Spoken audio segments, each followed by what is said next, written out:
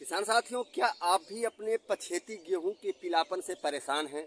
क्या आपके गेहूं के भी भैया पीलापन नहीं खत्म हो रहा है, पीलापन नहीं जा रहा है और आपने पछेती गेहूं की खेती कर रखी है और आपके गेहूं में टिलरिंग यानी कल्लों का फुटाव अच्छा नहीं हो पा रहा है, ग्रोथ बढ़िया नहीं जा रहा है और उसके साथ साथ भैया पीलापन आपका पूर्ण रूप से खत्म नहीं हो रहा है?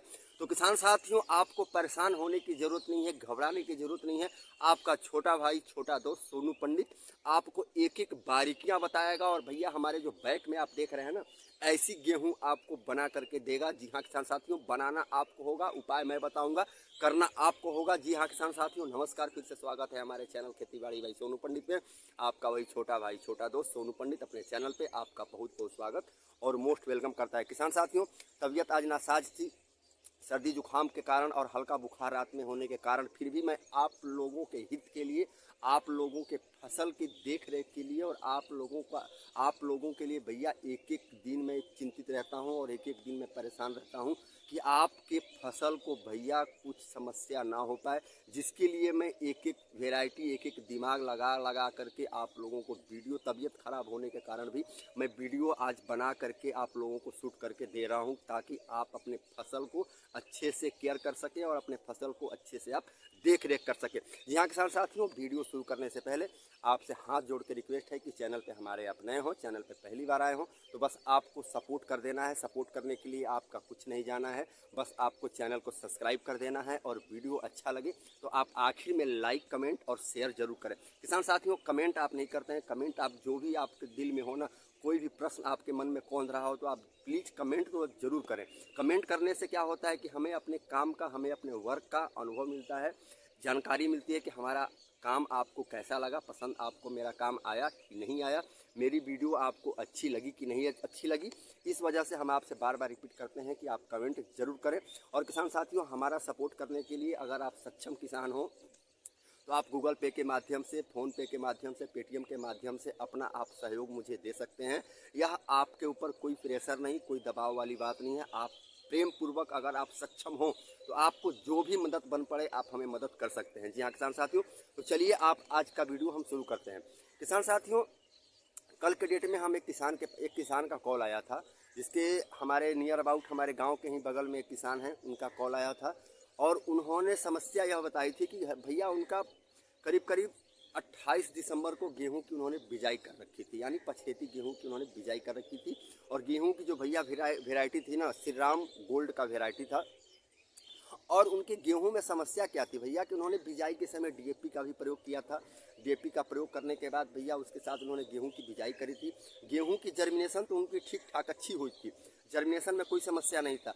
लेकिन अब उन्होंने पहली पानी के बाद पहली सिंचाई उन्होंने कर दी और सिंचाई करने के बाद भैया उन्होंने क्या किया कि उसमें फर्स्ट टर्म में खाद में उन्होंने 20 केजी प्रति बीघे के हिसाब से उन्होंने नाइट्रोजन का प्रयोग किया था, 1 केजी सल्फर का प्रयोग किया था और उसके बाद भैया 150 ग्राम प्रति बीघे के हिसाब से उन्होंने ह्यूमिक एसिड का प्रयोग किया था।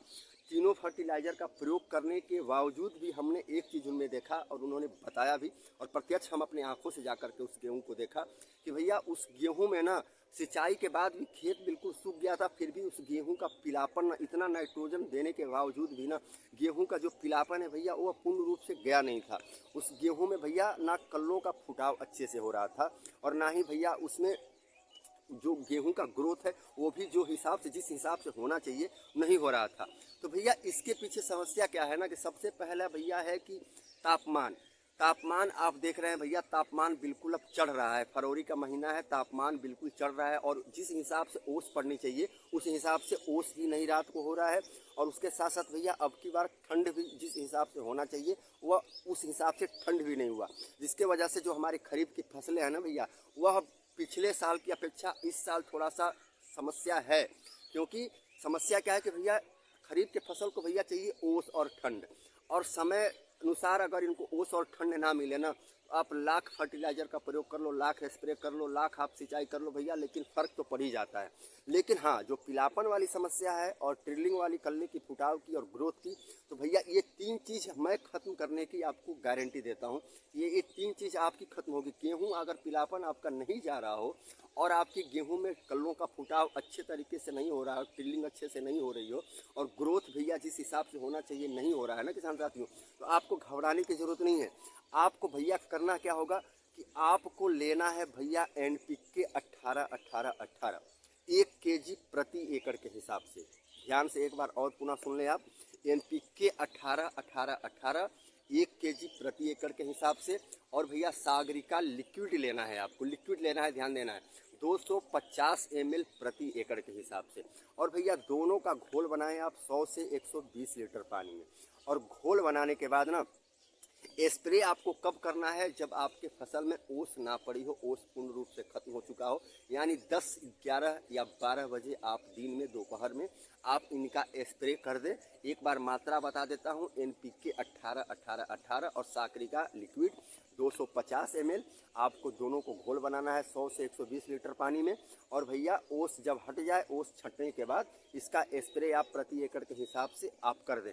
और भैया करीब करीब आप सप्ताह में कम से कम आप 2 बार कर दें। अगर ज़्यादा पीलापन है तो भैया 2 बार कर दें।